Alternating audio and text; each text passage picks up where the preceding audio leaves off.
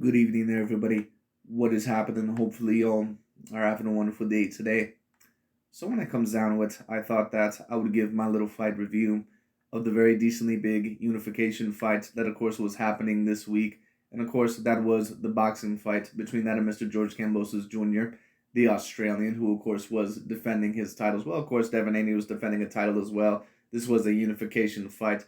But of course, George Kambosos, the only belt that he needed to add to his collection of belts was that of the WBC title.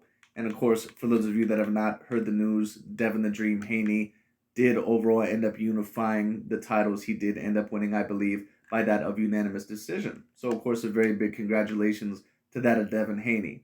Now, just to get to the fight breakdown, just to get to the fight review, this fight pretty much went down exactly, pretty much 1000% of basically what I said was going to happen.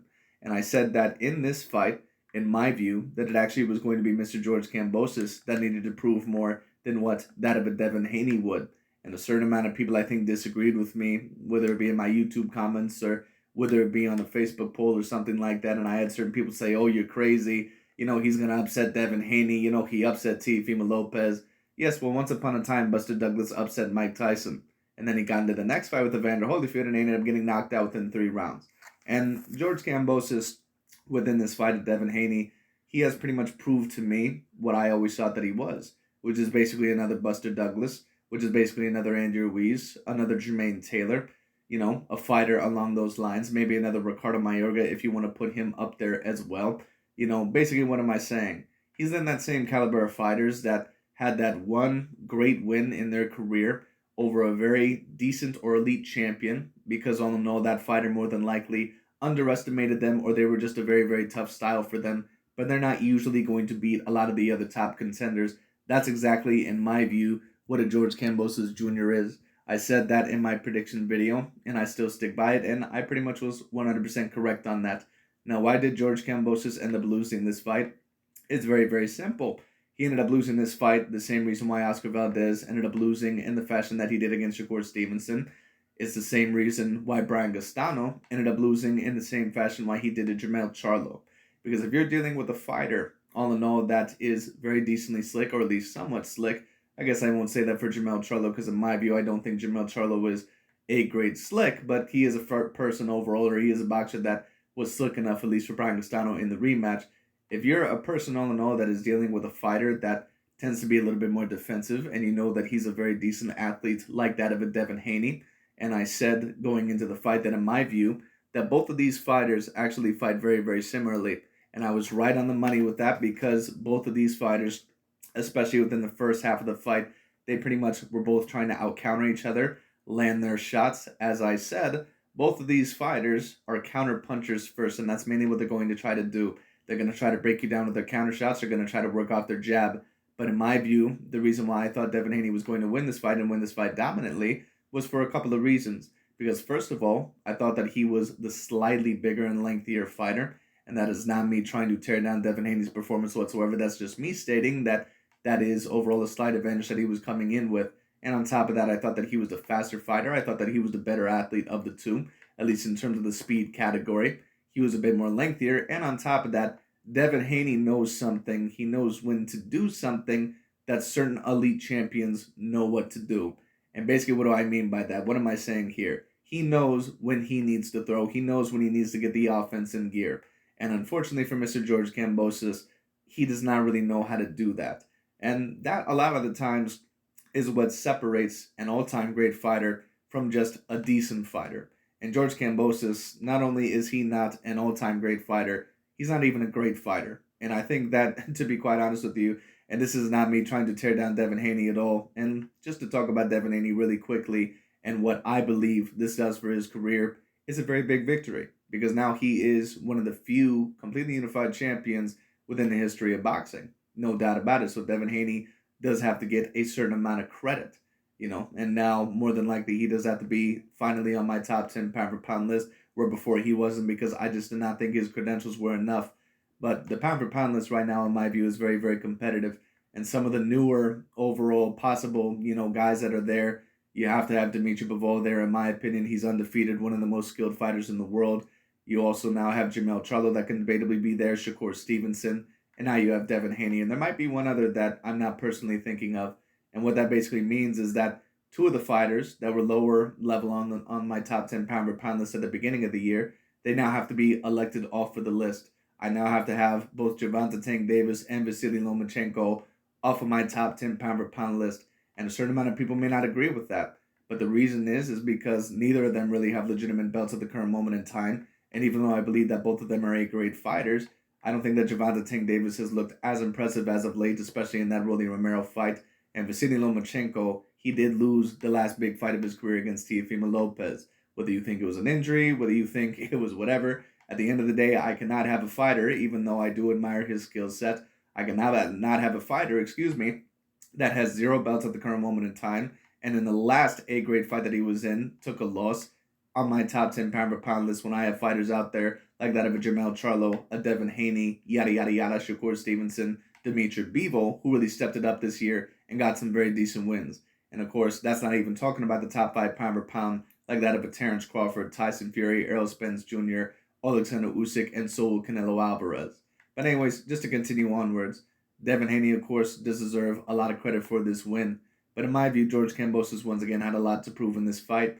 And this fight pretty much ended up exactly what I thought it was going to be, which is basically Devin Haney pretty much completely outboxing that of George Kambosos because George Kambosos was going to get confused. He was going to get flustered early because he was basically dealing with a fighter, all in all, that in my opinion was pretty much probably about a decently better version of himself.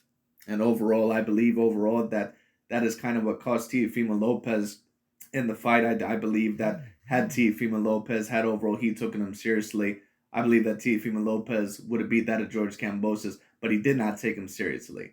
Now, this is not me stating that George Kambosos has no skills. I think that he has very decent feet, he has decent hand speed, he's a decent athlete, and he has decent counterpunching ability. But when you're in there with a fighter like that of a Devin Haney, the way to beat a Devin Haney, especially if you were a George Kambosos, was not just to completely overall play his defensive game. And that's why I thought that George Kambosos was going to lose this fight because, to be quite honest with you, even when I took a look at the Teofimo Lopez fight, I think the only reason why he was able to outbox Teofimo Lopez was because Teofimo Lopez, he was so afraid to throw back in that fight because George Kambosos, not only was the power somewhat hurting him, but George Kambosos, he was somewhat able overall to pretty much completely out-counter Teofimo. And I think once Teofimo really realized in what sort of a hole that he was, he realized that it was really too late. Well, Devin Haney was coming into this fight completely prepared, and he was coming into this fight not underestimating that of George Kambosos. So the question was he going to be another Buster Douglas, another Andy Ruiz, or was he actually going to be a fighter that maybe turned out to be better than what we all thought that he was? Well, he turned out to be the fighter that I said that he actually was all along, which is a fighter who is a decent fighter, but he's not really an A-grade caliber fighter in my view. He's not really an A-grade caliber fighter at all. Another good comparison would be that of a Jeff Horn, who of course was another fellow Australian fighter, a fighter that ended up getting an upset win over a fighter in Manny Pacquiao that in my view heavily underestimated him, and then in the next fight against a real good champion in that of Terrence Bud Crawford, a fighter that took him very seriously. You know, when Jeff Horn finally had his credentials, he ended up getting his ass whooped. That's actually a very, very good comparison. So it just is what it is. Congratulations to Devin Haney. I thought that he put on a very, very decent performance. I thought that the first half of the fight was somewhat decently competitive, but the pretty much every round after round 6, I gave the Devin Haney almost no contest. Devin Haney was very, very great in the second half of the fight. I wouldn't say necessarily that it was as good as the Terrence Crawford versus Jeff Horn performance necessarily, if we were going to compare, necessarily those two fights. But at the end of the day, it still was a good, decent masterclass by that of Devin Haney. And you'll notice on my channel, whether you're new or whether you're older, once again, I pick my fights logically and objectively. I do not let racial motivation or I do not let overall, emotion get into it when it comes down to it. And oftentimes I really don't have an emotional stake in any of these fights. Like I said, I pick my fights off of logic and objectivity. So whoever I believe is going to win the fight, that's basically who I pick. It does not matter overall what demographic they may be. It does not matter all in all what my emotions may be about the situation. I am not a person like when Deontay Wilder ended up losing to Tyson Fury. I am not a person all in all that says, oh, well, I like Deontay Wilder and I'm going to go on all this bullshit and say that he got cheated. Once again, I am not a person all in all that is going to spread a bunch of bullshit false narratives. All right, like I said, I predict things logically and objectively, and that is the same thing in all of my videos. All right, and Devin Haney pretty much did exactly what I thought that he was going to do, and that is why I predicted Devin Haney overall to win this fight in the fashion that he did. And the faults and the problems that I thought were going to show up with Mr. George Kambosos, they ended up showing up pretty much through and through. So it just is what it is. Where do both gentlemen go from here? Well, from what I hear, all in all, there is a rematch clause. Do I really want to see a rematch between these two? No, not really, because I really don't even think it would be a competitive fight.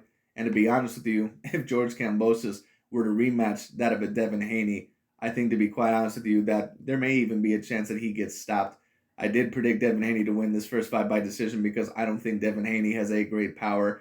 And on top of that, he was coming in here, maybe not 100% knowing what to expect or how tough George Kambosos would be. But in a rematch, I think Devin Haney would know that he pretty much has everything over George Kambosos. And there's just not really a lot that he can really bring to the table in terms of really giving him a true challenge. So let's just say, for instance, if the rematch does not happen, do I believe that there really is a whole lot left at 135 for that of Devin Haney?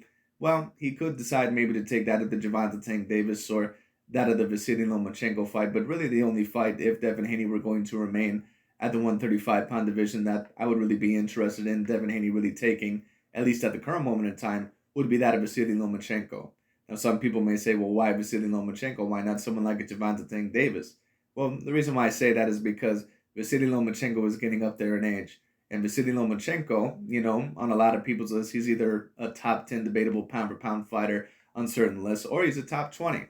On my list right now, he would be a top 20 pound-for-pound fighter.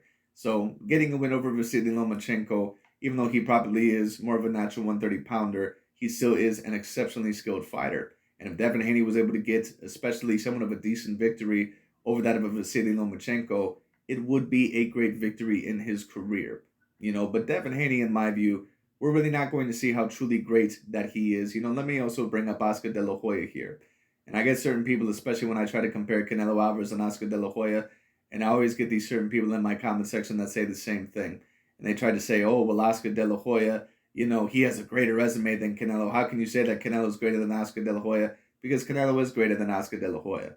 And I know that not everyone is going to agree with that statement, but what did Oscar De La Hoya really do in his career against the big fighters? And I'm talking about the fighters of his own same size. Who did he really beat of his own same size in terms of the biggest fights of his career? Usually to where you can really put him over Canelo. Because Canelo can actually beat fighters, decent fighters, A-grade fighters that are somewhat decently bigger than him. Do we believe that Oscar De La Hoya could have done that in his career? What are really the biggest wins of his career against fighters of his own same size?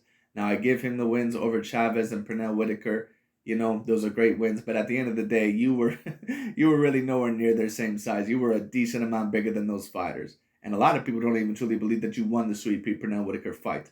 So it just is what it is. So if we really take a look at Oscar De La Hoya's career, when it comes down to it, he has a loss to Shane Mosley in 2 separate fights. He has another loss to Felix Tito Trinidad. He probably should have lost to that of Felix Sturm. And he also has a knockout loss overall to that of Mr. Bernard Hopkins, when he did try to move up in weight and do basically what Canelo Alvarez did with Mr. Dimitri Bivol.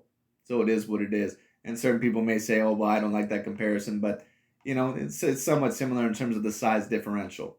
But anyways, at least somewhat. But anyways, when it comes down to it all in all, bottom line is this.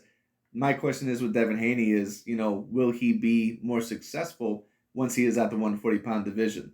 That's where I believe that Devin Haney is going to be truly successful. It's going to be very, very particularly interesting. I think that if he's going to take another fight at 135, unless we're talking about the George Kambosos rematch, I think Vasily Lomachenko would be the best fight for him to take. If he's not interested in that, he probably could move up to 140 pounds if George Kambosos does not reinstall his rematch clause, and then he can try to see what he can do there. And then there's going to be real legitimate challenges for him because those fighters are not only going to be somewhat skilled, but they're going to be similar in size. Certain fighters like that of a Jose Ramirez, a Regis Prograis, a Josh Taylor, maybe even a Jack Catterall or someone else of the sort. So it's going to be very interesting to see where Devin Haney goes from here, maybe what he can do at the 140-pound division. And then eventually, who knows, we may even see a Ryan Garcia fight. We may also see that big mega fight between himself and Gervonta Tank Davis. And even though I think that Gervonta Tank Davis, once upon a time, looked a decent amount more skilled than Devin Haney, within his last couple of fights, and apparently from what I heard, he had a broken hand in the Isaac Pitbull Cruz fight. I do believe, at least from what I heard, I believe overall those rumors were true. But in this fight against Rolly Romero, Gervonta Tank Davis, for whatever reason, he almost does not look like the same fighter. So it's going to be very interesting to see how those fighters progress as they go along. But it's going to be very interesting. But that's really about it for today. Thanks so much for watching. I just thought that I would give my fight review, and I'll talk to you all later.